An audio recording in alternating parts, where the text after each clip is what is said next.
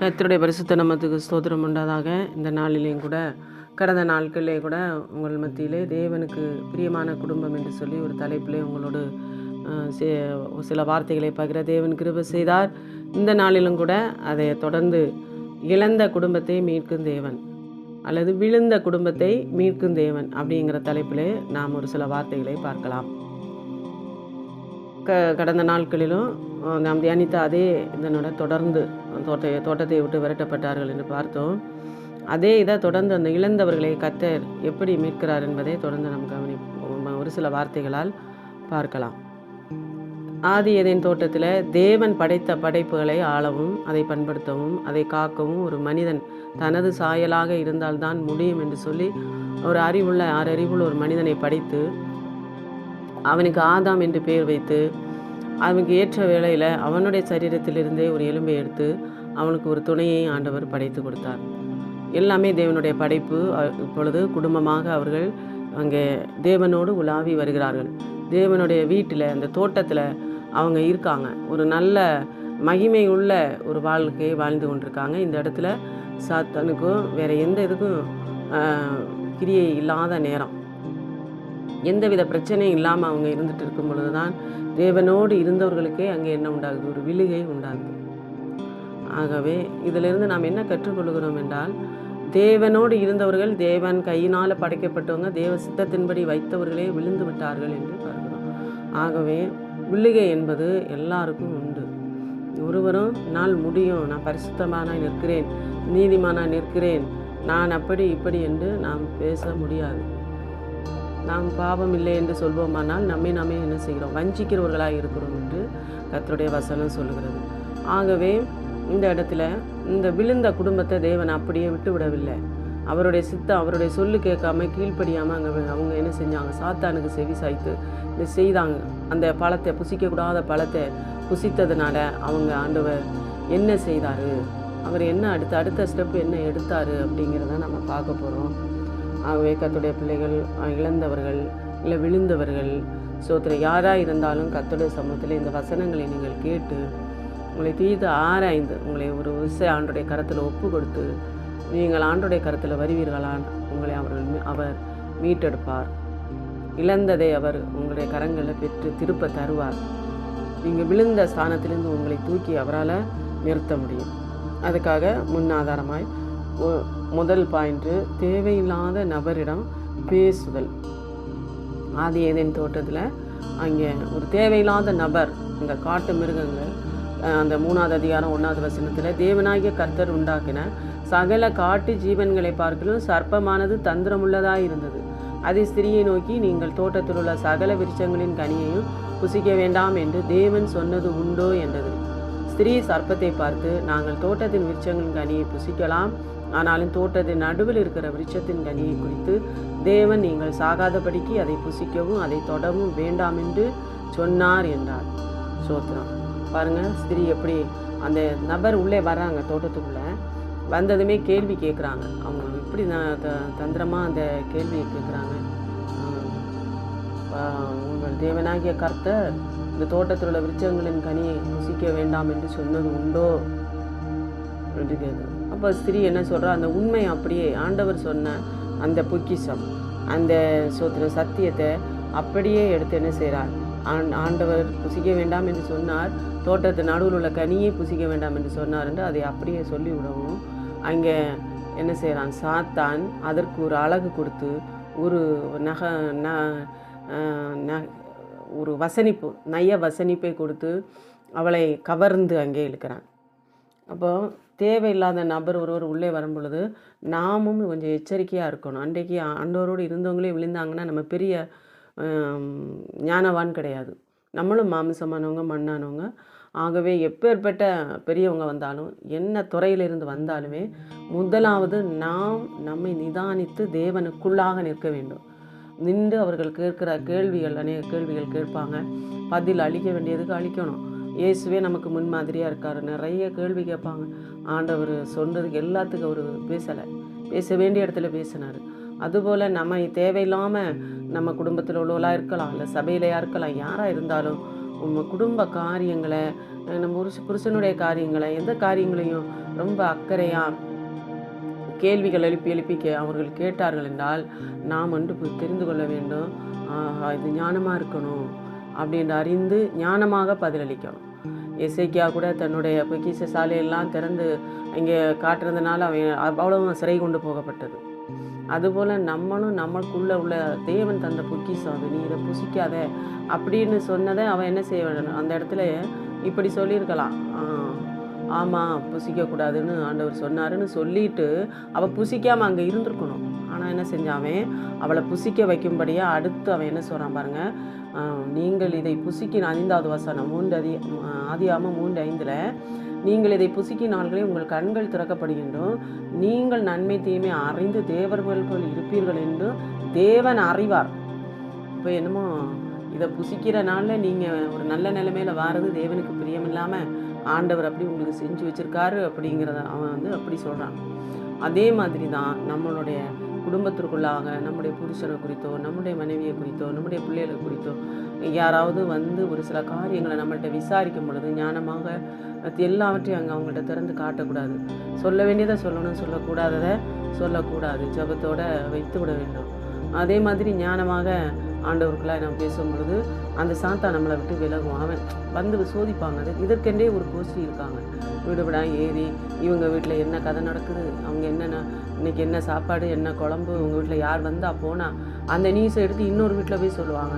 அங்கே ஒரு டீயோ ஒரு வடையோ கொடுப்பாங்க, அதை வாங்கி சாப்பிட்டுட்டு இப்படி நியூஸை போடுறவங்க அவங்க ஒரு சாத்தானுடைய ஒரு ஆயுதம் மாதிரி விசுவாசிகளாகவும் இருப்பாங்க, இல்லை நல்ல ஸ்தானத்துலேயும் இருப்பாங்க, எப்படி வேணாலும் இருக்கலாம். ஆனால் அந்த ஆவி விசுவாசனுடைய ஆவி அவங்களுக்குள்ளே கிரியை செய்த உடனே அவங்களால இருக்க முடியாது. அவங்க திடீர்னு ஒரு முகாந்திரமாக உள்ள வர மாதிரி வருவாங்க, பல கேள்விகளை கேட்டு அதை எங்கே போடணுமோ அங்கே போடுவாங்க. இதை நியூஸ் எடுக்கிறதுக்குன்னே ஆட்கள் இருப்பாங்க. அந்த ஊழியர் இப்படி, அவங்க ஊழியம் இப்படி, அது எப்படி, இது எப்படி இப்படின்னு கேட்டு இவைகளெல்லாம் ஃபோன் மூலமாகவும் நேரடியாகவும் நம்முடைய குடும்பங்களை சிதைக்கிற ஆவிகள். இப்போ இந்த இடத்துல நம்ம ஜாக்கிரதையாக இருக்கணும். நம்ம தாயை தகப்பனை பற்றி பிள்ளைகிட்ட கேட்பாங்க. என்னுடைய ஒரு அனுபவம் கூட நான் சொல்லலாம். என்னுடைய பெற்றோர்கள் வியாபாரம் செய்கிறவங்க.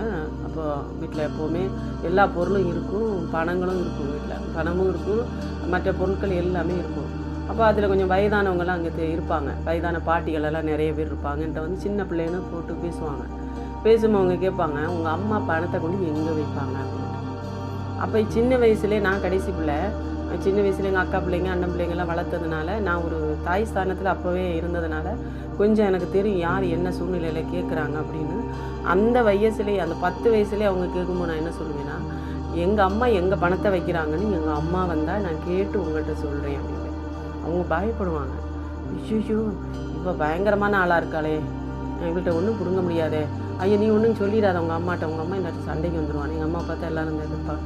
அவங்க ஒரு வியாபாரி, தேவையில்லாத பிரச்சனைனா கொஞ்சம் பேசுவாங்க. பாருங்கள் சாத்தான் பாருங்கள் எப்படி வரான்னு, நல்ல பிள்ளையே நான் கூப்பிட்டு வருவாங்க, பிள்ளை அப்படின்னு கூப்பிட்டு அன்பாக கேட்பாங்க.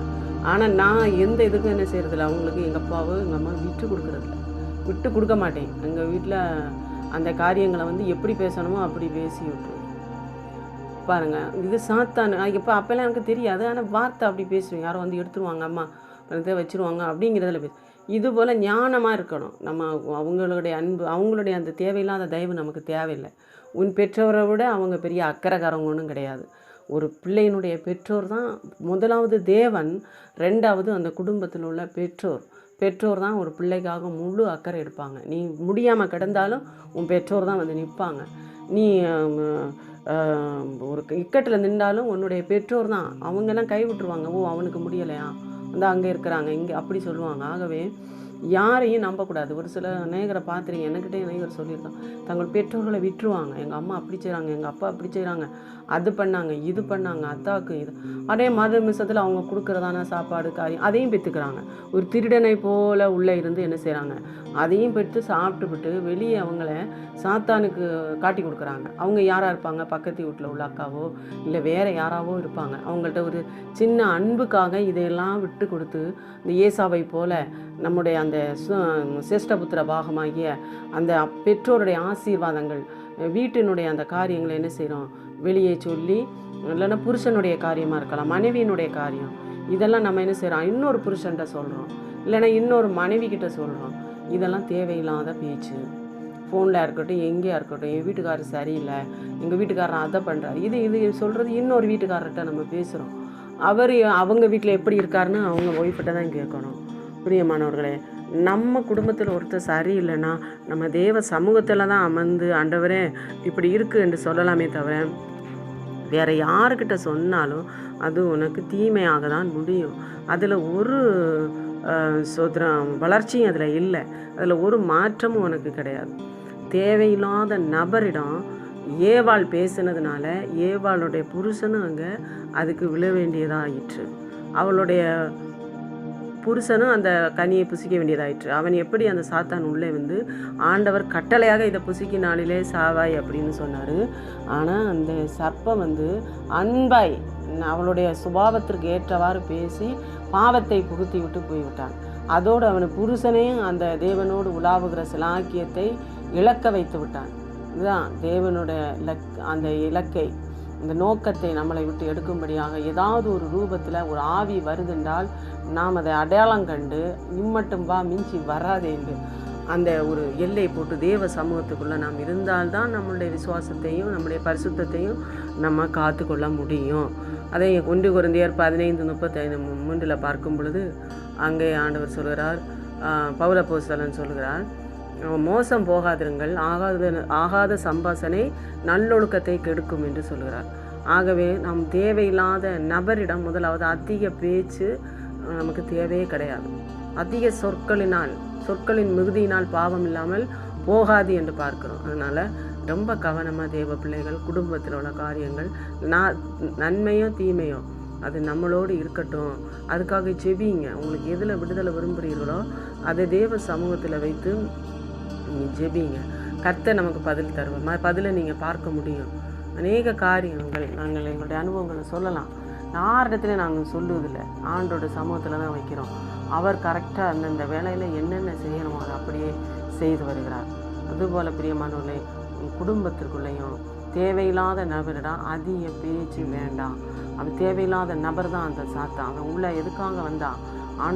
ஆண்டவர் மேலே உள்ள பகையை தீர்க்கும்படியாய் அவர் படைத்த படைப்பை அவனுடைய ஆயுதங்களை அவன் பயன்படுத்தி கொண்டான். ஆகவே நாம் இந்த நாட்களில் யாருடைய கருத்தில் இருக்கிறோம்? ஆண்டவருடைய கருத்தில் இருக்கிறோமா, இல்லை சாத்தானுடைய கருத்திலையா? நம்மளுடைய கிரியைகள் மூலமாய், நம்முடைய கனிகள் மூலமாய் நாம் யார் கருத்தில் இருப்போம் என்று நாம் பிரித்து ஆராய்வோமாக. ரெண்டாவதாக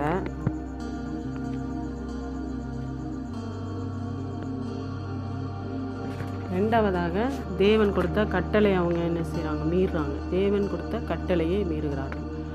ஆதியாகமம் 2:16-17. தேவனாகிய கர்த்தர் மனுஷனை நோக்கி, நீ தோட்டத்திலுள்ள சகல விருட்சத்தின் கனியையும் புசிக்கவே புசிக்கலாம், ஆனாலும் நன்மை தீமை அறியத்தக்க விருட்சத்தின் கனியை புசிக்க வேண்டாம், அதை நீ புசிக்கும் நாளில் சாகவே சாவாய் என்று கட்டளையிட்டார். இது தேவன் கொடுத்த கட்டளை. இதை புசிக்காத, தோட்டத்தில் நடுவில் இருக்கிற கனியை நீ புசிக்காதேன்னு அது ஒரு கட்டளையாக தேவன் சொன்னார். வேறு எல்லாம் நீ புசிக்கலாம், எல்லாம் செய்யலாம், அந்த ஒரு கனியை மட்டும் நீ புசிக்காத, நீ புசிக்க நாளில் என்ன செய்வாய்? சாகவே சாவாய் அப்படி என்று சொல்கிறார். இந்த வார்த்தையை சாத்தானன் அவன் சொன்ன உடனே அவன் அதற்கு ஒரு அழகு ஊட்டி, அந்த அழகாக இருக்கும், அந்த பழம் பார்வைக்கு எப்படி இருந்தது? புசிப்புக்கு நலமாக இருந்தது.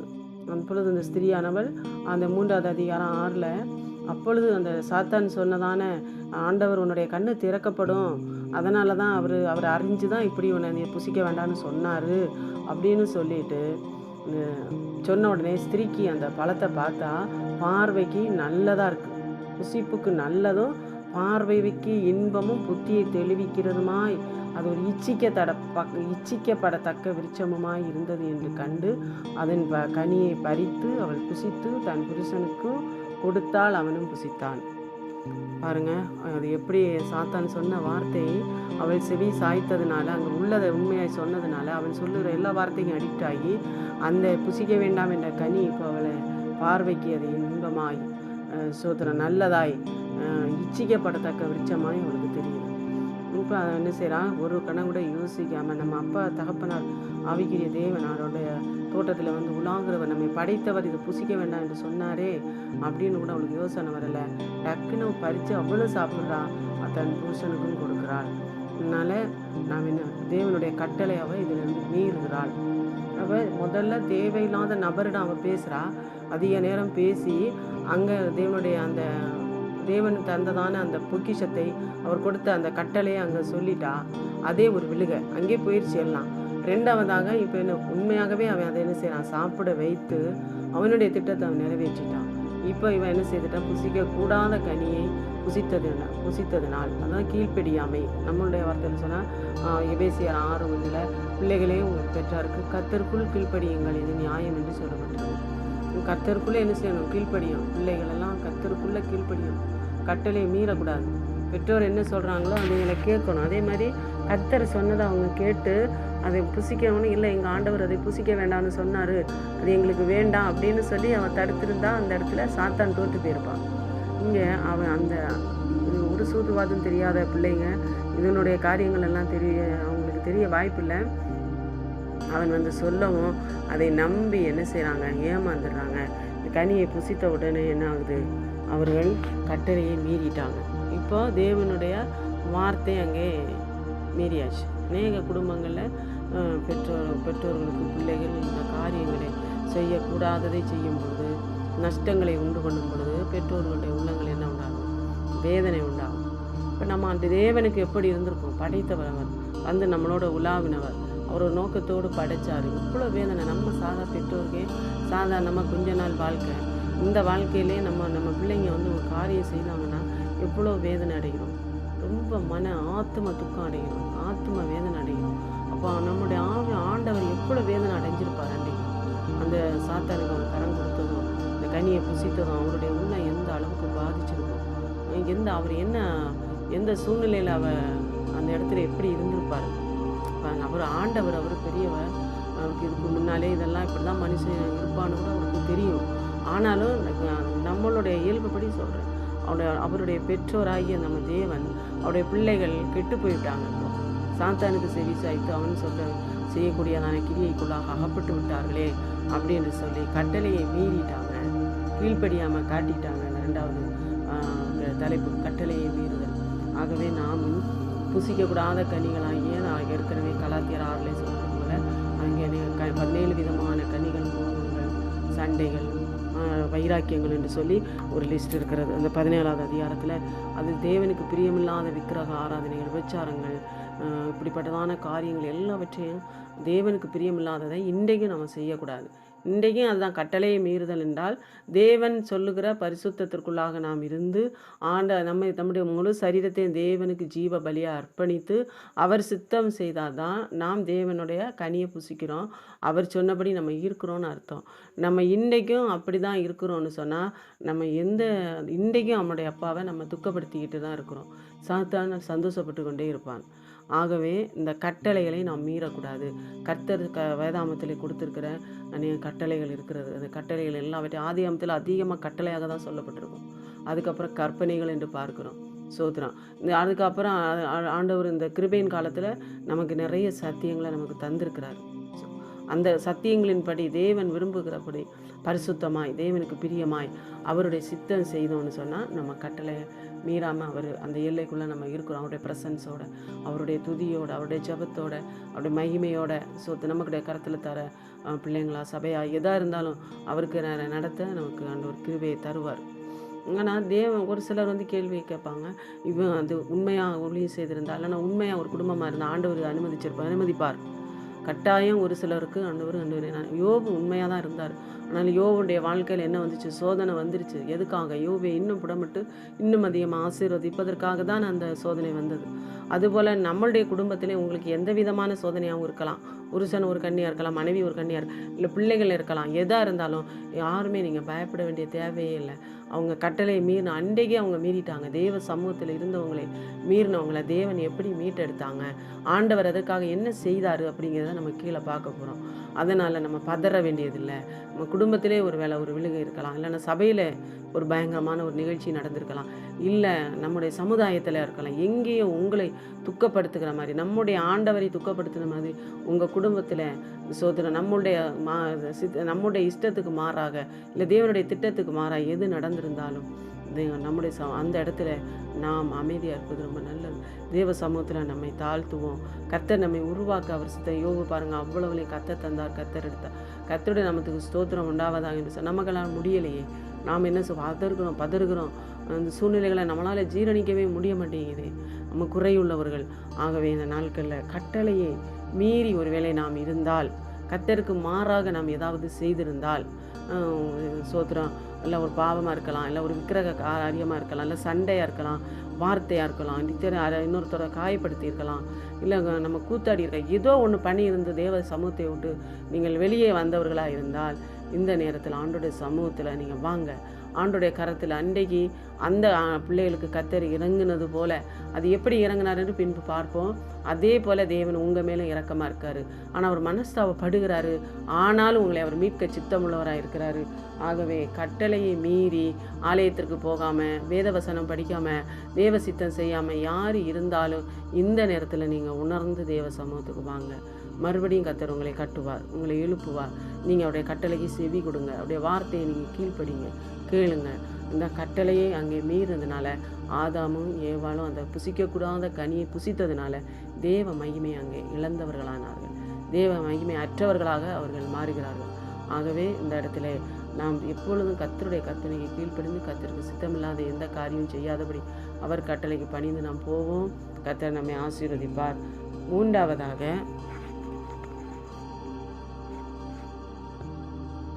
மூன்றாவதாக ஆண்டவர் கொடுக்கும் சாபங்கள் பாருங்கள். அவங்க புசிக்கக்கூடாத விருட்சத்தின் கனியை புசித்ததுனால யதார்த்தமாக ஆண்டவர் என்ன செய்கிறாரு, எப்பவும் வர்றது போல் அங்கே வர்றாரு.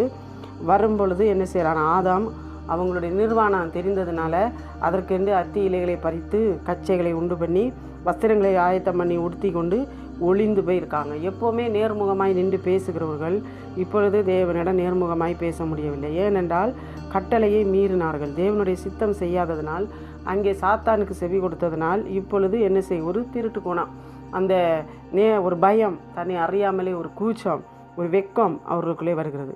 அப்போ ஆண்டவர் என்ன செய்கிறாரு, அந்த 9வது வசனத்தில், 3வது அதிகாரம் 9வது வசனத்தில், தேவனாகிய கர்த்தர் ஆதாமை கூப்பிட்டு நீ எங்கே இருக்கிறாய் என்றார். அதற்கு அவன், நான் தேவனுடைய சத்தத்தை தோட்டத்திலே கேட்டு நான் நிர்வாணியாக இருப்பதனால் பயந்து ஒளித்து கொண்டேன். அப்பொழுது அவர், நீ நிர்வாணி என்று உனக்கு அறிவித்தவன் யார்? நான் புசிக்க வேண்டாம் என்று விளக்கின விருட்சத்தின் கனியை புசித்தாயோ என்றார். அதுக்கு ஆதாம் ஆமான்னு சொல்லாமல், நீர் என்னோட இருக்கும்படி தந்த இந்த ஸ்திரீயானவளே எனக்கு இதை கொடுத்தால் நான் புசித்தேன். ஆண்டவர் ஸ்திரீகிட்ட போய் கேட்குறாரு, நீ ஏன் இப்படி செய்த அப்படின்ட்டு. அது அந்த சர்ப்பத்தை அவள் சொல்கிறா. பாருங்கள், மனுஷனுடைய குணம் இன்றைக்கி அந்த குணங்கள் இருக்கிறது. நம்ம ஒரு காரியத்தை செய்தோன்னா நம்மளை அந்த தப்பை ஒத்துக்கிறது கிடையாது. ஏதாவது ஒரு ஃபெயிலியர் ஆயிடுச்சுன்னா இவங்க தான் அதுக்கு காரணம் அப்படின்னு அப்படியே நம்ம வச்சிடணும். அதுவும் அந்த நம்ம தகப்பனுடைய குணம்தான். அதை கூட கொஞ்சம் நம்ம மாற்றிக்கலாம். இது நான் கொஞ்சம் ஆல்ரெடியாக இந்த இடத்துல கொஞ்சம் உஷாராக இருந்திருந்தேன்னா இந்த விழுக வந்திருக்காது. மற்றவங்கள யாரையும் நான் குறை சொல்ல எனக்கு தகுதி இல்லை, நானே ஃபஸ்ட்டு கொஞ்சம் தவறி விட்டுட்டேன் அப்படின்னு நம்மளை முடிஞ்ச வரைக்கும் என்ன செய்யணும், ஒப்பு கொடுக்கணும். என் பிள்ளை இப்படி போக காரணம் நான் என்னுடைய கொஞ்சம் அசால்ட்டாக இருந்தேன். நம்ம பிள்ளை இல்லை, நம்ம குடும்பம் இல்லை, நம்ம பொருள் அப்படின்னு சொல்லி எந்த ஒரு காரியமாக இருந்தாலும் கொஞ்சம் அசால்ட்டாக நான் தான் இருந்தேன் அப்படின்னு நம்மளை ஒப்பு கொடுக்கறதுனால ஒன்றும் குறைஞ்சி போக மாட்டோம். 3 பேரும் சாக்கு போக்கு சொல்கிறாங்க. கடைசி சாத்தானை 2 பேரும் சொல்கிறாங்க. அப்புறம் சாத்தானை கூப்பிட்டு ஆண்டவர் கேட்டு ஆண்டவர் அடுத்து என்ன செய்கிறாரு, சபிக்கிறாரு. அவன் ஆனால் என்ன செய்யலை, நம்மளை விட அவன் பரவாயில்ல, அவன் ஒன்றுமே சொல்லலை, அவன் அப்படியே இருக்கிறான். அதனால் ஆண்டவர் என்ன செய்கிறாரு, நீ இனிமேல் சகல நாட்டு மிருகங்களையும் நீ சபிக்கப்பட்டிருப்பாய், உன் வயிற்றினால் நீ நகர்ந்து உயிரோடு இருக்கிறனாலெல்லாம் மண்ணை திம்பா என்று சாத்தானுக்கு சாபம். 2வது ஸ்திரிக்கும் அடுத்து என்னது, ஸ்திரிக்கு அவளுக்கு என்னது, கற்ப வேதனை. புள்ள பிறகு சுகமாக கூட ஆண்டவரில் பிற வைக்க முடியும். ஆனால் இந்த செய்த பாவத்தினால நீ புள்ள பிறையில் என்ன செய்வேன், இதுக்கு வேறு மாதிரி விளக்கம் கொடுப்பாங்க, அதெல்லாம் நம்ம வேண்டாம், வேதத்துக்கு விருப்பமானது. இந்த பாவத்தினால என்ன உண்டு, உனக்கு நீ என்ன பிள்ளை கர்ப்ப வேதனை பட்டு தான் நீ பிள்ளை பெறுவேன்னு பிரசவ வேதனையை நமக்கு அதிகரித்திருக்கிறார். அடுத்து 3வது ஆதாமையை நோக்கி, நீ மண்ணில் எடுத்தபடினாலே மண்ணுக்கே திரும்புவாய், நீ உன்னால் இந்த பூமியெல்லாம் முளைக்கும், முள்ளும் குறுக்கும் என்ன செய்யும், முளைக்கும், நீ உயிரோடு இருக்க நாளெல்லாம் வேர்வை சிந்தி தான் நீ என்ன செய்யணும், பலனை புசிக்க வேண்டும் என்று சொல்லி 3 பேருக்கும் 3 விதமான சாபத்தை ஆண்டவர் கட்டளையிடுவார். ஆனால் 3 சாபமும் இன்றைக்கி நடந்துட்டு தான் இருக்குது. 3 விதமான சாபங்களும் எல்லா பெண்களுக்கும் பிரசவ வேதனை என்றால் ஒரு பயம்தான். அதாவது ஆண்கள் எங்கேயுமே அவர்களுடைய உழைப்பு இல்லாமல் எதுவும் பண்ண முடியாது. ஒரு உண்மையான ஒரு ஆண்மகன் என்றால் அவருடைய ஸ்தானத்தில் நின்று உழைத்தாங்க, வேர்வை சிந்தி ஆகணும். என்ன இதில் எந்த நிறுவனத்தில் இருந்தாலும் அவருக்குரிய உழைப்பு அவர் உழைத்து தான் ஆக வேண்டும். 3வது இதுலேயும் ஒரு ரகசியம் இருக்கிறது. பாம்பு மண்ணை நக்கு என்று சொல்லி அந்த மண்ணிலிருந்து மண்ணை அவனுக்கு நக்கும்படியாக ஆண்டவர் என்ன செய்கிறாரு, சாபத்தை அளிக்கிறார். ஆகவே அது நம்மளே நிறைவேறுகிறது. இன்றைக்கு வரைக்கும் ஆண்டவருடைய பிள்ளைகள் என்று சொல்லி இருக்கிறவங்களுக்கு பாம்பு மண்ணை திங்கிதோ இல்லையா, அதை நான் பார்த்ததில்ல. அது அதிகமாக தவளை இதெல்லாம் பிடிச்சி சாப்பிட்றத பார்த்துருக்கோம். ஆனால் மண் திங்கிதா என்னென்னு எனக்கு அது அவ்வளோவா தெரியவில்லை.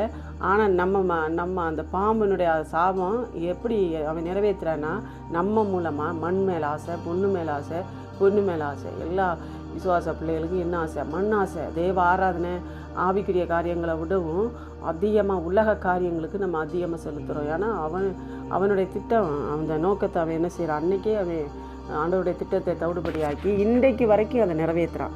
இன்றைக்கி நம்ம ஆராய வேண்டியது இந்த சாபங்கள் ஆண்டவர் தந்ததை அவர் ஆசீர்வாதமாக மாற்ற முடியும். அநேக தேவ பிள்ளைகள் இன்றைக்கி இந்த சாபங்கள்லேருந்து விடுதலை பெற்றிருக்காங்க. இருக்குது இப்போ எல்லா வழிகள் இருந்தாலும் கர்த்தருடைய பிள்ளைகளுக்கு அதை அனுகூலமாய் தேவன் மாற்றி கொடுக்கிறார். இந்த சாபத்தை ஆசீர்வாதமாய் மாற்றி தருகிறார். ஆனால் இதில் நம்ம கண்டுகொள்வது சர்ப்பத்தை பார்த்து மண்ணை நீ நக்குவாய், மண்ணை திம்பாய் என்று சொன்னது போல் அவனுடைய சாப்பாடே நம்மளை வச்சு தான் அவன் சாப்பிட்டுட்ருக்கான்.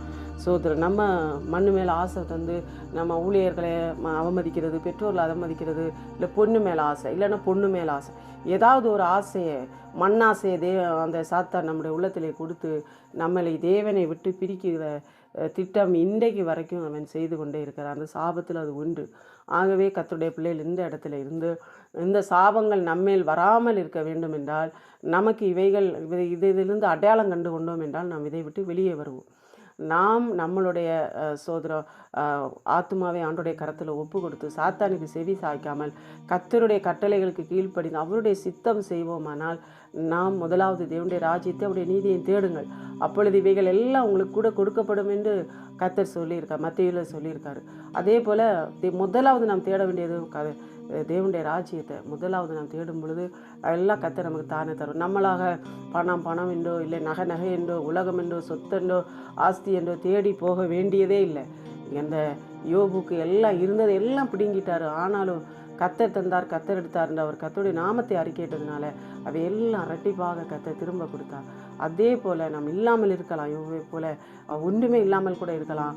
வேலை வரும் பொழுது கர்த்தர் உன்னை பார்த்து கொண்டே இருக்கிறார். நீ எந்த சூழ்நிலையில் இருக்கிற, நீ சாத்தானுடைய காரியத்தில் இருந்து மண்ணின் மேலே ஆசையாக ஓடுறியா, இல்லை எந்த காரியத்தின் மேலே நீ ஆசையாக நிறைவேற்றுறேங்கிற ஆவியானவர் இன்றைக்கு நம்ம தீர்த்து ஆராய்ந்து கொண்டே இருக்கிறார். ஆகவே இந்த நாட்களில் இந்த சாபங்கள் நம்மேல் வராமல் இருக்க நாம் உபாகமம் 28வது அதிகாரத்தில் சொன்னபடி கர்த்தருடைய வார்த்தைக்கு செவி சாய்த்து இன்று நான் கொடுக்கும் இந்த சத்தத்திற்கு கீழ்ப்படிந்தாயானால், நான் கொடுக்கும் கட்டளைக்கு கீழ்ப்படிந்தாயானால் நான் சொல்லும் இந்த ஆசீர்வாதங்கள் எல்லாம் உண்மையில் வந்து பலிக்கும் என்று சொல்லி அங்கே கர்த்தர் சொல்லியிருக்கிறார் மோசே மூலமாக. அதுபோல் நாமளும் இந்த நாளில் கர்த்தருடைய சத்தத்துக்கு நாம் செவி கொடுக்க வேண்டும். உபாகமம் 28:1 பல இடங்களில் இந்த வசனங்கள் இருக்கிறது. அநிறத்தோடு இன்று நான் உனக்கு விதிக்கிற உன் தேவனாகிய கர்த்தருடைய கட்டளையின்படியெல்லாம் நீ செய்ய கவனமாய் இருக்கும்படிக்கு அவர் சத்தத்திற்கு உண்மையாய் செவி கொடுப்பாயானால் உன் தேவனாகிய கர்த்தர் பூமியில் உள்ள சகல ஜாதிகளும் உன்னை மேன்மையாக வைப்பார். நீ உன் தேவனாகிய கர்த்தரின் சத்தத்துக்கு செவி கொடுக்கும் போது இப்பொழுது சொல்லப்படும் ஆசீர்வாதங்கள் எல்லாம் உண்மையில் வந்து பலிக்கும் என்று சொல்லி அங்கே பார்க்கிறோம். அதுபோல் கர்த்தருக்கு நம்ம செவி கொடுத்து அவருடைய சித்தம் செய்யும் பொழுது சாத்தான் நம்ம இடத்துக்கு நிற்க மாட்டான். இந்த ஆசை தேவையில்லாத ஆசைகள் வந்து நம்மளை கவலைப்படுத்தாது, சண்டை வராது வீட்டில். ஆகவே நாம் வகையறிந்து இப்படிப்பட்ட சாபங்கள் அதை சாத்தானுடைய அந்த சாபத்தை நாம் தரித்தவர்களாக இல்லாதபடி இந்த சாபத்திலிருந்து நாம் மீட்டெடுக்க ஆண்டோடைய கரத்திற்குள் நாம் சொல்லுவோம். நம்முடைய குறைகளை ஆண்டோடைய சமூகத்தில் அறிக்கையிடுவோம். சாபங்களை இருந்து விழ வேண்டுமென்றால் நம்ம பாவங்களை ஆண்டோடைய கரத்தில் அறிக்கையிட்டு நம்மளை ஒப்பு கொடுக்க தேவன் நம்முடைய சாபங்களை மாற்றுவார். ஆகவே நாம் தேவையில்லாத நபடத்தில் அதிக பேச்சு வைக்க வேண்டாம், கர்த்தருடைய கட்டளை மீற வேண்டாம், சாபங்களுக்கு உள்ளாகாதபடி, சாத்தானுடைய இஷ்டம் நிறைவேற்றாதபடி கர்த்தருடைய சித்தம் செய்யும்படியாய் அவர் நம்முடைய சாபங்களை மாற்றி ஆசீர்வாதமாய் உன்னதங்களை நிலைநிறுத்தும்படியாக அவர் கடத்திலே நம்மை ஒப்பு கொடுப்போம். 4வதாக தோலுடை. முதல்ல தேவன் தேவையில்லாத நபரிடம் பேசி அவங்க என்ன செய்கிறாங்க, அந்த இடத்துல கட்டளையை மீறுறாங்க. கட்டளையை மீறினவங்களுக்கு சாபம் கிடைக்குது. அதோட சாபம் கொடுத்ததோடு தேவன் விட்டு விடாதபடி அவர்களுக்காக ஒரு மிருகத்தை அடித்து, ஒரு ஆட்டை அடித்து என்ன செய்கிறார், அதனுடைய தோலை அவர்களுக்கு உடையாக உடுத்துகிறார். ஆண்டவர் நம்முடைய தேவன் என்ன செய்யவில்லை, அவங்களை சும்மா விடவில்லை. அந்த சாபங்கள் எல்லாம் எடுத்து கொடுத்த பின்னால் அப்படியே நீ போன்று சொல்லியிருக்கலாம். ஆனாலும் நமது தேவன் அக்கறை உள்ள, கரிசனை உள்ள தேவன், ஜீவன் உள்ள தேவன், ஒரு வைராக்கியம் உள்ள தேவன் என்ன செய்கிறாருன்னா, ஆதியாகமம் 3:21 தேவனாகிய கர்த்தர் ஆதாமுக்கு அவன் மனைவிக்கும் தோல் உடைகளை உண்டாக்கி அவர்களுக்கு உடுத்தினார். அந்த அத்தி இலைகளை பறித்து கட்டியிருந்ததான அந்த உடைகளெல்லாம் கொஞ்சம் நேரத்தில் வெயில் பட்ட உடனே காய்ச்சி அது என்ன செய்யும், உதிர்ந்து கொட்டிடும். இது இவங்க நிர்வாணத்தை மூடாது என்று சொல்லி அவங்க செய்த பாவத்துக்கு பரிகாரமாக அங்கே ஒரு பலியாக ஒரு மிருகம் அடிக்கப்படுகிறது. அதனுடைய தோலை எடுத்து இவர்களுக்கு உடையாக ஆண்டவர் உடுத்தி ஸ்தோத்திரம் உடுத்தி விடுகிறார். அதே போல தான் இன்றைக்கு நாமளும் நம்ம செய்கிற பாவங்களுக்காக தான் அவர் இரத்தம் சிந்தி, அவருடைய இரத்தத்தால் நம்மளை கழுவி அந்த இரத்தத்தினால நமக்கு ரட்சிப்பின் வஸ்திரத்தை நமக்கு தந்திருக்கிறாரு. அப்படிப்பட்ட ஜீவனுள்ள தேவனை தான் நம்ம ஆராதிக்கிறோம். ஆகவே நம் தேவன் எப்பொழுதும் என்ன செய்ய விட மாட்டார், விழுந்தவர்களை விழுந்த வண்ணமாய் விடுகிறவர் அல்ல, திரும்பி அக்கறை கொள்ளுகிற தேவன், நம்ம மேலே கவனமாய் நோக்கமாக இருந்து அன்றாட தேவைகளை சந்திக்கிற தேவன் என்பதை அறிந்து நாம் ஆத்மார்த்தமாய் ஆவியோடும் உண்மையோடும் கர்த்தரை ஆராதிக்க வேண்டும். 5வதாக தேவன் ஏதேன் தோட்டத்தை விட்டு அவர்களை அனுப்புகிறார். தோல் உடையை உடுத்து விட்டு அப்புறம் என்ன செய்கிறார், தோட்டத்தை விட்டு அனுப்புகிறார். ஏன் அனுப்புகிறாருன்னா, அவன் ஒரு நன்மை தீமை அறியத்தக்க ஒரு மனுஷனாக மாறிட்டான். அதனால் இவன் இங்கே ஜீவ விருட்சத்தின் கனி அந்த தோட்டத்துக்குள்ளே இருக்கிறதுனால அதை புசித்து விட்டான் என்றால் அவனுக்கு சாவு கிடையாது.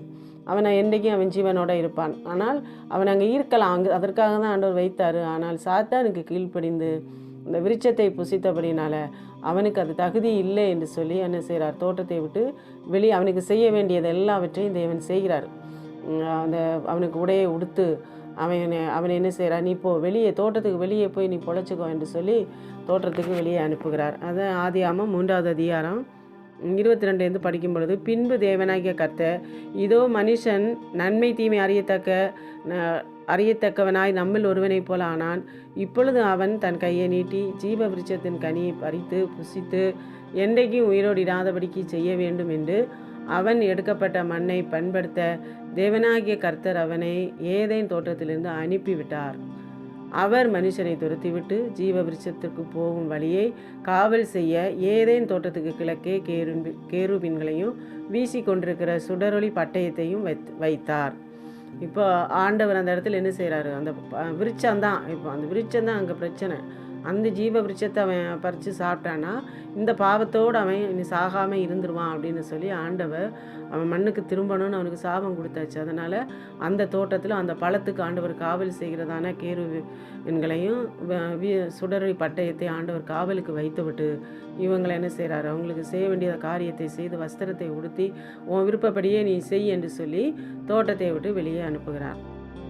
ஒரு சில நேரங்களில் நம்முடைய வாழ்க்கையிலையும் அப்படி தான், நம்மளாக தேவனுடைய காரியங்கள், தேவனுடைய சித்தம் தெரியாமல் ஜெபிக்காமல் இதுதான் இப்படி தான் அப்படின்னு சொல்லி என்ன செய்ய, சுயமாக நாமளாக யாரோடைய ஒரு ஆலோசனை, அது மனதிற்குள்ளாக ஒரு ஆசை, சாத்தான் கொடுக்குற ஆசை, அந்த ஆசை தேவ சித்தமும் கேட்குறதில்ல, பெற்றோர் பேச்சும் கேட்குறதில்ல, சபையார் சொல்கிறதும் கேட்குறதில்ல. அது ஒரு சுய சித்தம், தனியாக நின்று முடியும், என்னால் முடியும், நான் தான் அப்படின்னு சொல்லி அநேக வேளைகளில் சில காரியங்களை நம்ம மாட்டிக்கொள்ளுவோம். அது கடனாக இருக்கலாம், இல்லை பிரச்சனை திருமணமாக இருக்கலாம், இல்லை வேறு ஏதாவது ஒரு பிரச்சனை, இன்னொருத்தருக்கு உதவி செய்கிறதா இருக்கலாம், எப்படி வேணாலும் எந்த ரூபத்திலையும் இருக்கலாம்.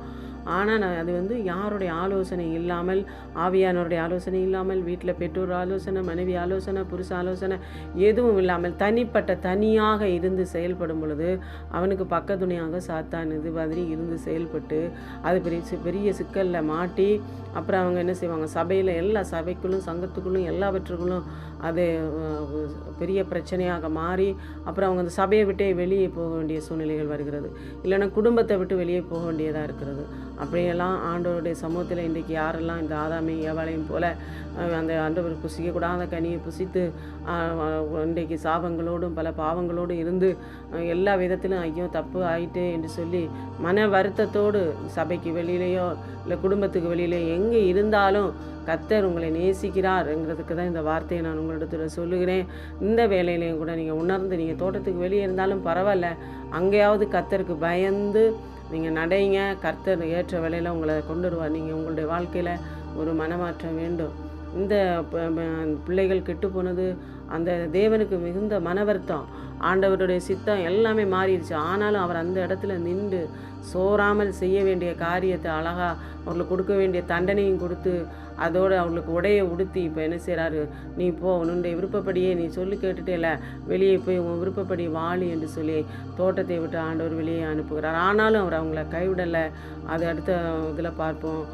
கர்த்தருடைய பிள்ளைகள் யாராக இருந்தாலும் இன்றைக்கு ஆண்டோடைய சமூகத்துக்கு தூரமாக இருக்கிற கர்த்தருடைய பிள்ளைகள் ஏதாவது ஒரு காரியத்தில் அகப்பட்டு இக்கட்டில் இருந்தீர்களானால் இந்த வேலையிலே உணர்ந்து ஆண்டோடைய சமூகத்தில் வாங்க. அடுத்த தலைப்பில் நான் பார்ப்போம் கர்த்தர் அடுத்து என்ன செய்கிறார் என்பதை அடுத்துள்ள தலைப்பிலே பார்ப்போம். ஆக சபையை விட்டோ குடும்பத்தை விட்டோ வெளியே இருக்கிறீர்கள் என்றால் அது நம்மளுடைய தப்பு தான். நம்ம தேவனுக்கு பிரியமில்லாத காரியங்களை செய்தபடினால் ஒரு தண்டனையாக அது வெளியே அனுப்பப்பட்டிருக்கிறது. ஏற்ற வேலை வரும் பொழுது அது மீட்டெடுக்கும் காலம் வரும். அது வரையிலும் தேவ சமூகத்திலும் உங்களை உண்மையாய் காத்து இனியாவது கர்த்தருக்கு பயந்து உண்மையுடன் வாழ்ந்து கர்த்தரிடத்திலே மறுபடியும் நீங்கள் உடன்படிக்கை ஏற்படுத்தி மறுபடியும் இழந்த அந்த பகுதியிலிருந்து எழும்பி நீங்கள் எந்த இடத்துலேருந்து வெளியே இருக்கிறீர்களோ அந்த இடத்துக்கு திரும்பி வரும்படி நீங்கள் பிரயாசப்படுங்கள். கர்த்தர் உங்களை உயர்த்தி ஆசீர்வதிப்பார். ஆறாவதாக கர்த்தர் அவன் சந்ததியோடு பேசுகிறார். அப்படியே ஆண்டவர் விட்டு விடலை. பெற்றோர்கள் பாவம் செய்தாலும் அதன் பின்பு ஆபேலோடும் காயினோடும் ஆபேலோடும் ஆண்டவர் என்ன செய்கிறார், பேசுகிறார். காணிக்கையில் கூட அவனுக்கு முகநாடி வேறுபட்ட போது முகநாடி ஏன் வேறுபட்டதுன்னு ஆண்டவர் கேட்குறாரு. இந்த 4வது அதிகாரத்தில் காயின் அவன் கொலை செய்த போது உன் சகோதரன் எங்கேன்னு ஆண்டவர் கேட்குறாரு. அவனுக்கு உள்ள தண்டனையும் ஆண்டவர் கொடுக்குறாரு. அப்படியே அந்த சாத்தானுடைய அந்த சுபாவம் காயினுக்குள்ளாக புகுந்து அவனுக்கு ஒரு எரிச்சலை கொடுத்து அவனே ஆண்டவர் ஆசீர்வதித்தது அவனுக்கு அப்போவே பிடிக்கலை. அந்த தோட்டத்தில் தேவனோடு உறவாடுவதை என்ன செய்யலை, சாத்தானுக்கு பிடிக்காம அவன் பக்கமாக திசை திருப்பினது மாதிரி இங்கே வந்து காயின் மூலமாக எழும்பிட்டான். அவனை ஒரு கொலைகாரனாய் மாற்றி அந்த ஆபேல் கர்த்தருடைய சித்தம் செய்கிற அந்த ஆபேலை கொன்னுட்டான். ஆனாலும் ஆண்டவர் என்ன செய்கிறாரு, அதே அதிகாரம் 4 25வது வசனத்தில் ஆண்டவர் ஆதாமுக்கு மறுபடி ஒரு சேத்துங்க ஒரு மகனை கொடுக்குறாரு. ஆண்டவர் கொடுத்த அந்த மகனுக்கு சேத்துன்னு பேரிட்டாங்க. அவனுக்கு பிறந்த குழந்தை ஏனோஸ் 25ல் சேத்து பிறக்கிறாரு. 26ல் சேத்துக்கு ஒரு குமாரன் பிறந்தான். அவனுக்கு ஏனோஸ் என்று பேரிட்டான். அப்பொழுது மனுஷர் கர்த்தருடைய நாமத்தை தொழுது கொள்ள ஆரம்பித்தார்கள். அப்படியே ஆண்டவர் ஒரு பதிலாக ஆண்டவருடைய சித்தம் செய்கிற ஒரு பிள்ளை ஆண்டவர் அங்கே கிடைத்த உடனே அவங்க என்ன செய்கிறாங்க, கொஞ்சம் பயபக்தியாய் நடந்து நல்ல தேவ கிருபையினால் அந்த ஜனங்களெல்லாம் என்ன செய்கிறாங்க, கர்த்தரை தொழுது கொள்ள ஆரம்பிக்கிறாங்க. அப்போ ஆண்டவர் இப்போவும் பேசிக்கிட்டே இருந்தாரு, நேரடியாக பேசிக்கிட்டே இருக்கிறாரு. ஆகவே இந்த நாட்களிலையும் கூட ஒருவேளை நம்மளை தேவன் கோபத்தோடு நம்ம யார் மேலே என்ன நம்மிடத்துல அவர் பேசாமல் இருந்தாலும் நம்முடைய சந்ததிகள் மூலமாய் அவர் பேசுகிற தேவன். நம்முடைய நாம் ஒருவேளை சித்தத்துக்கு மாறாக ஒரு செய்யக்கூடாத ஒரு பாவத்தை செய்து ஒரு கொலையாகவோ இல்லை ஒரு பெரிய விதத்தில் ஒரு விபச்சாரமாகவோ இல்லை வேறு ஏதாவது ஒரு பாவத்தை செய்து சபைக்குள்ளே மற்ற வெளியில் எங்கே இருந்து இவ்வளவுதான் என் வாழ்க்கை முடிந்தது என்று சொல்லி கவலையோடு இருக்க வேண்டாம். கர்த்தர் பேசுகிற தேவன் தொடர்ந்து நம்மளோடு பேசுவார். ஆனால் நம்ம சித்தத்துக்கு நினைச்சு ஒப்பு கொடுக்கணும். அந்த நாட்களில் மாதிரி இல்லை, இது கிருபையின் காலம். கர்த்தர் அப்படியே விட்டு விடலை.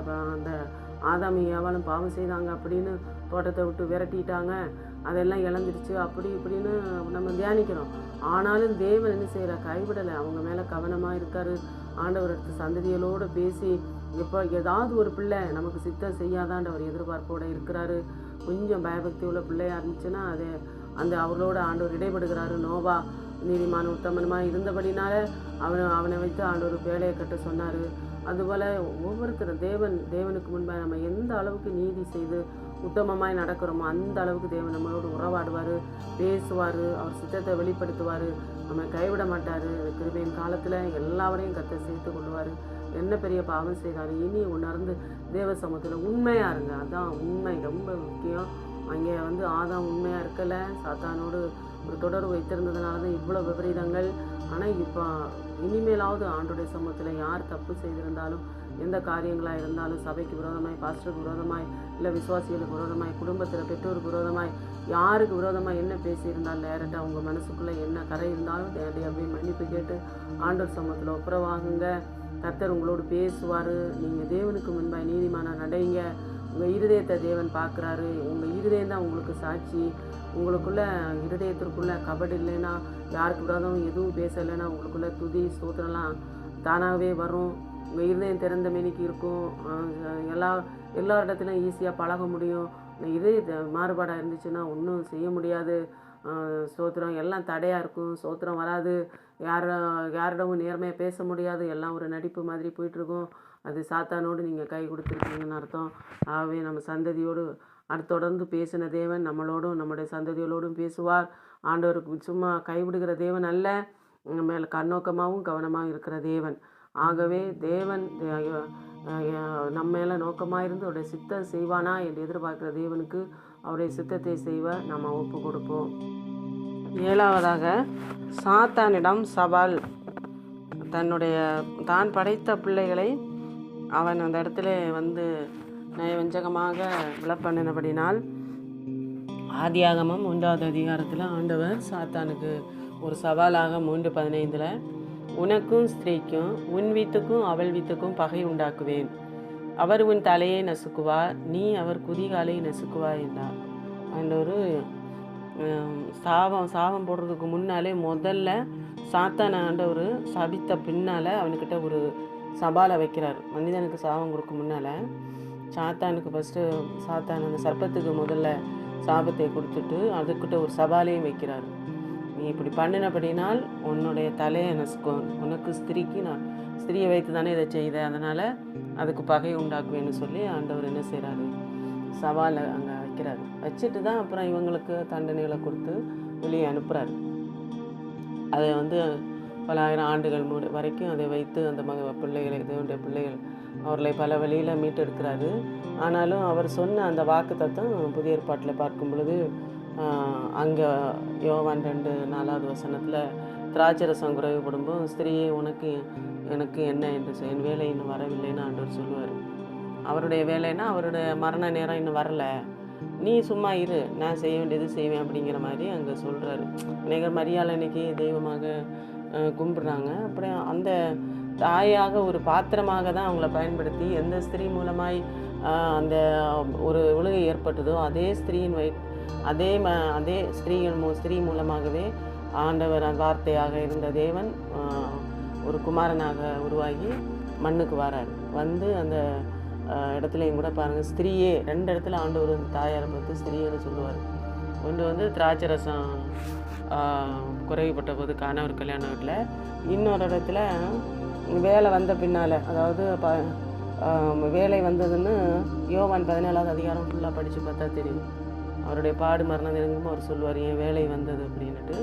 அதுக்கப்புறம் அவருடைய பாடு, அவர் அடிக்கப்படுகிறது, அந்த சர்ப்பம் அந்த செய்ததான அந்த பாவத்தில் அவங்கள விளைவித்த அந்த சூழ்நிலைக்காக மீட்டெடுக்கும்படியாய், அந்த தேவனுடைய இழந்த உறவை திருப்பி கட்டும்படியாக ஆண்டவரே தன் குமாரனாக மரியாள் வயிற்றில் வராங்க. பிறந்து மனுஷனாக வாழ்ந்து மனிதனோடு மனிதனாக வாழ்ந்து நமக்கு முன்மாதிரியாக வாழ்ந்து காட்டி அதற்கு பின்பு என்ன செய்கிறார், அவர் நமக்காக அந்த ஆட்டுக்குட்டி அங்கே எப்படி அடிக்கப்பட்டு ரத்தம் சிந்தினதோ அதே போல் முழு ஜனத்தாரையும் மீட்கும்படியாக அந்த இடத்துல ஒரு பலியாக தொடர்ந்து ஆடு மாடுன்னு பலி செலுத்திட்டு இருந்தாங்க பலி காலங்களில். இவருக்கு இதோட கிருபாதார பலியாக தன்னை ஒப்பு கொடுத்து அந்த இடத்துல பலியை அடிக்கப்படும் பொழுதும் அந்த 7 வார்த்தையில் ஒரு வார்த்தை ஸ்திரீயே அதுவும் உன் மகன்னு சொல்லி ஆண்டு சொல்லுவார். அந்த இடத்துல ஸ்திரீன்னு கூப்பிடுவார். ஏன்னா ஸ்திரீக்கும் அதுக்கு தான் பகை. அந்த அவள் வித்துக்கும் பகை உண்டாக்குவேன்னு சொன்னார் ஆண்டவர். அந்த இடத்துல 2 இடத்துல ஆண்டவர் அந்த வார்த்தையை நினைவு ஊட்டுறாரு. ஸ்திரீன்னு சொல்லி தாயாரை பார்த்து கூப்பிட்றாரு. அதனால் அவர் வந்து அந்த ஸ்திரீயின் மூலமாக வந்துட்டார், சாத்தானுடைய தலை நசுக்க வந்துட்டாருன்னு அதை காட்டுது. இப்போ நம்ம விழுந்த நம்மளை ஆண்டவர் அப்படியே விடலை, தோட்டத்தை விட்டு அனுப்பினாலும் கட்டளை மீறி சாபங்கள் எல்லாம் கொடுத்தாலும் அவர் ஒரு கட்டத்தில் அதை விட்டுட்டு அது பின் சந்ததிகள் ஆண்டவர் என்ன செய்கிறாரு, மீட்டு எடுக்கிறாரு. தன்னுடைய கல்வாரி ரத்தத்தை சிந்தி அந்த வார்த்தையாகி அந்த குமாரனை அனுப்பி வார்த்தையாக வந்து அந்த மரியாளுடைய வயிற்றில் கருத்தரித்து அப்புறம் பிறந்து அடுத்து அவர் வாழ்ந்து அடுத்து அவர் என்ன செய்கிறார், நமக்காக அடிக்கப்பட்டு ஒரு சொட்டு ரத்தம் கூட இல்லாமல் எல்லா ரத்தத்தையும் நமக்காக ஊற்றி விலையேறப்பட்ட ரட்சிப்பின் வஸ்திரத்தை நமக்கு இப்போ உடுத்தியிருக்காரு. உடுத்திக்கிட்டு அவர் என்ன செஞ்சுருக்காரு, அவர் மரித்து உயிர்த்து பரலோகம் சென்றிருக்கிறார்.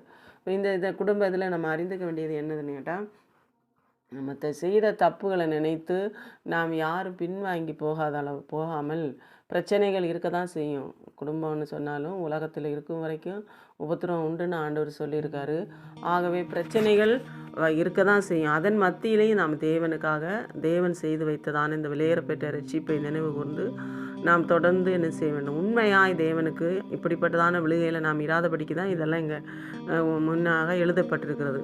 அவர்கள் விழுந்து ஆண்டவருடைய அந்த பிரசன்ஸை இழந்தது போல், அந்த மகிமையை இழந்தது போல் நம்ம இழக்காதபடிக்கு தேவ சமூகத்தை நம்ம பற்றி கொள்வோம். நமக்காக சவால் எடுத்து அந்த விண்ணுலகை திறந்து மண்ணுலகுக்கு வந்து நமக்காக வாழ்ந்து நம்மளுடைய ஆடுகள் கஷ்டங்கள் எல்லாவற்றிலையும் பங்கெடுத்து வாழ்ந்து காட்டி இரத்தத்தை சிந்தி விலையேற பெற்ற இரத்தத்தினால சபையாக நம்மளை ஆண்டவர் கூட்டி வச்சிருக்கிறாரு. அந்த இடத்துலையும் கூட நாம் என்ன பாவமாக இருந்தாலும், வார்த்தைகளாக இருக்கலாம், மனுஷன் ஒருவனும் பாவம் இல்லாமல் ஒருத்தருமே இல்லை. பெரிய உத்தமன் என்று யாரையும் சொல்ல முடியாது. பெரிய பெரிய ஆள்களாக இருப்பாங்க, அவங்களுக்குள்ளேயும் ஒரு தீய சுபாவம், ஒரு பெருமைங்கிற ஒரு சுபாவம் இருக்கும், இல்லைன்னா குறை பேசும் சுபாவம் இருக்கும், யாரை பார்த்தாலும் தவறாக தெரியும். இது மாதிரி பாவங்கள் பல விதத்தில் இருக்குது. அதனால் பாவம் இல்லைன்னு யாருமே சொல்ல முடியாது. ஆனால் நம்ம வஞ்சிக்கிறவங்களா இருப்போம். நம் தாயை நம்மளை கர்ப்பத்திலேருந்தே பாவத்தில் தான் நம்மளை கர்ப்பம் தரிச்சிருக்காங்க. அதனால் இந்த நேரங்களில் கர்த்தருடைய பிள்ளைகளாகிய நாம் பெருமையாக நின்று நாம் பரலோக ராஜ்யத்தை இழக்காதபடி நம்மை தாழ்த்தி தேவ சமூகத்தில் கடந்து வரும் செய்த பாவங்களை விட்டு ஓய்ந்து நம்மளை ஜீவ பலியாக ஆண்டோடைய சமூகத்தில் ஒப்பு கொடுத்து ரோமர் 12 படி அவருடைய புத்தியுள்ள ஆராதனை செய்யத்தக்கதாய் நாமே ஆண்டோடைய சமூகத்தில் ஒப்பு கொடுத்து இனியுள்ள நாட்கள் உலகத்துக்காகவோ மற்ற காரியத்திற்கோ அந்த தேவனுக்காக உண்மை யுத்தமாய் வைராக்கியமாக நிற்கவும் அவருடைய இரத்தத்தை நாம் புசிக்கிறோம். நாம் ஒவ்வொரு மாதமும் இரத்தத்தையும் அப்பத்தையும் புசிக்கிறோம். அப்போ நம்ம ஆண்டவர்கிட்ட கேட்கணும், ஆண்டவரே உம்முடைய சுபாவம் எனக்கு வேண்டும் ஆண்டவரேன்னு நான் கேட்கணும். உம்முடைய அப்பத்தை புசிக்க, உம்முடைய மாம்சத்தை திங்கிறேன், உம்முடைய ரத்தத்தை குடிக்கிறேன், அதே சுபாவம் எனக்குள்ளே கடந்து வரும்படி கிருபை செய்யணும். அதை ஒரு கடமைக்காக கேட்காதபடி உண்மையாகவே ஆண்டவருடைய மன்னிக்கிற சுபாவங்கள், அன்பின் சுபாவங்கள், தேவையில்லாத பேச்சு அவர்கிட்ட இல்லை, கொடுக்கும் கருணையுள்ள அநேக சுபாவம், அவருடைய திவ்ய சுபாவம் நமக்குள்ளே வரணும். பேசுகிற நானும் ரொம்ப குறைவுள்ளவள், அதெல்லாம் ஒரு இன்மையளவு கூட என்கிட்ட இல்லை, அதெல்லாம் வரணும்னு சொல்லி நான் ரொம்ப ஆண்டோடைய சமூகத்தில் வாஞ்சிக்கிறேன். கர்த்தருடைய பிள்ளைகளும் அதுபோல் நம்ம வாஞ்சிச்சோன்னா நம்முடைய குடும்பத்திலே ஒரு குட்டி பரலோகத்தை நாம் உணர முடியும். கிறிஸ்துவுக்காக நாம் ஒவ்வொருத்தரும் நம்மளுடைய குறைகளை நம்ம எண்ணி நம்மளை தாழ்த்தி, ஒருவேளை குற்றம் வந்து நம்ம பிள்ளை இல்லைன்னா பெற்றோரோ இல்லைன்னா கணவரோ செஞ்சுருக்கலாம், ஆனாலும் அதை வந்து நம்மளுக்கும் என்னையும் சார்ந்தது என்று நெகேமியா சொன்னது போல், நானும் என் தகப்பன் வீட்டாரும் பாவம் செய்தோம், நாங்கள் மிகவும் உம்முடைய பார்வையில் கெட்டவர்களாக நடந்தோன்னு பாவ அறிக்கை செய்கிறார். அதுபோல் நம்மளோட சார்ந்து நம்மளையும் சேர்ந்து அந்த காரியங்களை உட்படுத்தி ஆண்டோடைய சமூகத்தில் தாழ்த்தி செபிக்கும் பொழுது ஆண்டவர் தீமையை நன்மையாக முடிய பண்ணுவார். ஒருவேளை நமக்கு தீமை நடந்திருந்தாலும் கர்த்தர் அதை நன்மையாக முடிய பண்ணுவார். யோகனுடைய அந்த காரியத்தை கர்த்தர் இரட்டிப்பான நன்மையினால் முடிய பண்ணி அவளை நிந்தித்த தூசித்த எல்லா சத்துருக்களின் மத்தியிலும் அவருடைய தலையை தேவன் நிமிர பண்ணினார். அதுபோல் அநேக கர்த்தருடைய பிள்ளைகள் யோசேப்பை பார்க்கலாம், தாவீதை பார்க்கலாம். இதுபோல் நாமும் தேவனுக்காக வருகிற சோதனைகள் போராட்டங்கள் எல்லாவற்றிலும் வைராக்கியமாய் கிறிஸ்துவுக்காய் நிற்கும் பொழுது கர்த்தர் நமக்காக யுத்தம் செய்து பெரிய காரியங்களை காண செய்வார். நம்முடைய விழுந்த குடும்பத்தை மீட்கிற தேவன். இந்த 7 காரியம், முதலாவது தேவையில்லாத நபருடன் அதிகம் பேசக்கூடாது என்று சொன்னேன், அந்த பேச்சின் மூலமாய் வந்ததான் விழுக. 2வது கட்டளை, நம்ம தேவன் அந்த கட்டளை கர்த்தருடைய வசனங்களை மீறி நம்ம எதுவும் செய்யக்கூடாது, சாபங்களுக்கு உள்ளாகக்கூடாது. சாபங்கள் ஒருவேளை இருந்தாலும் அது ஆசீர்வாதமாய் தேவன் மாற்றுவார். ஆண்டவர் தோளுடைய உடுத்து அவனுடைய அந்த பாவத்தை அந்த சோத்திரம் அந்த மானத்தை மூடினது போல இந்நாட்களில் நமக்கு ரட்சிப்பை தந்து கத்தர் காத்து வருகிறாரு. நம்முடைய பாவங்களை கழுவுகிற தேவன் அவரே நமக்கு ரட்சிப்பின் வஸ்திரமாக அவருடைய ரத்தத்தை சிந்தி வந்திருக்கிறாரு. அடுத்தவங்களை வெளியே அனுப்பினாலும் அவர் அவருடைய சந்ததியோடு பேசினார் என்று பார்த்தோம். அடுத்தவனுடைய சாத்தானோடு சவால் விட்டு தன்னுடைய பிள்ளைகளை அவர் மீட்டெடுக்கிற தேவன்.